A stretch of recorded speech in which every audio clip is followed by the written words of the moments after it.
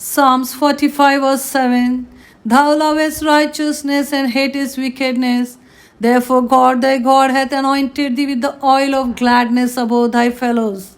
Our Lord's reign would also be righteous, and all evil would be removed. Jesus Christ is reigning now in heaven, seated at the right hand of the Father. He is the King, priest of the order of the Melchizedek. One day his people will reign with him and share his glory. He himself loves to do righteousness and hates to do wickedness. And he loves those that do righteousness and hates those that do wickedness. By the holiness of his life, the merit of his death, and the great design of his gospel, he has made it to appear that he loves righteousness and that he hates wickedness. For never did God's hatred of sin appear so conspicuously as it did in the suffering of Christ. Because he humbled himself, God had highly exalted him. His anointing him denotes the power of glory to which he is exalted. He is invested in all the dignities and authorities of Messiah, and his anointing him with the oil of gladness denotes the joy that was set before him, both in the light of his Father's countenance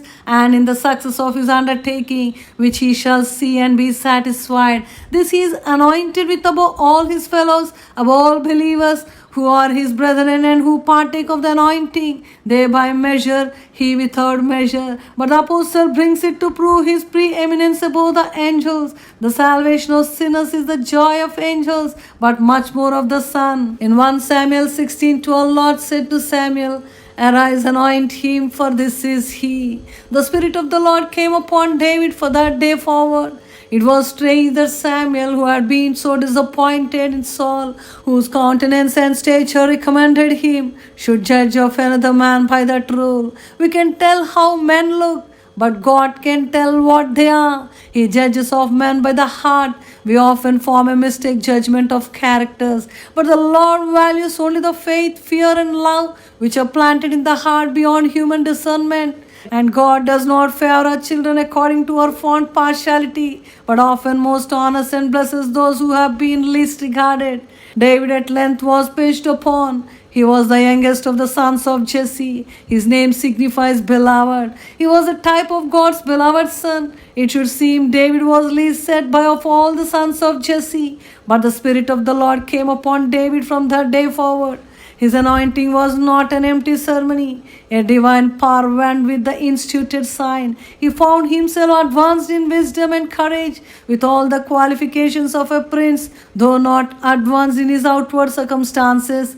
This would satisfy him. His election was of God. The best evidence of our being predestinated to the kingdom of glory is our being sealed with the spirit of promise and experience of a work of grace in our hearts.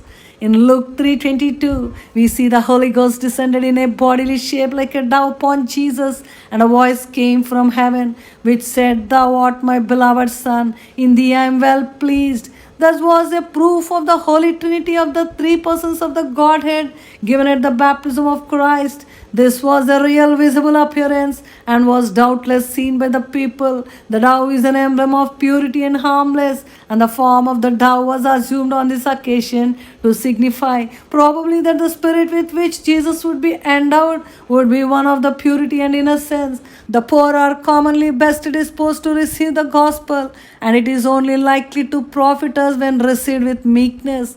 To such as are poor in spirit, Christ preached good tidings when he said, Blessed are the meek. By the dominion of sin in us, we are bound under the power of Satan, but the Son is ready by his Spirit to make us free, and then we shall be free indeed. Sin and Satan were to be destroyed, and Christ triumphed over them on his cross. But the children of men who stand out against these offers shall be dealt with as enemies. Christ was to be a comforter, and so he is. He is sent to comfort all who mourn and who seek to him, and not to the world for comfort. He will do all this for his people, that they may abound in the fruits of righteousness as the branches of God's planting. Neither the mercy of God, the atonement of Christ, nor the gospel of grace profit the self-sufficient and proud. They must be humbled and led to know their own character and wants by the Holy Spirit, that they may see and feel their need of the sinner's friend and Savior. His doctrine season contains glad tidings indeed to those who are humble before God.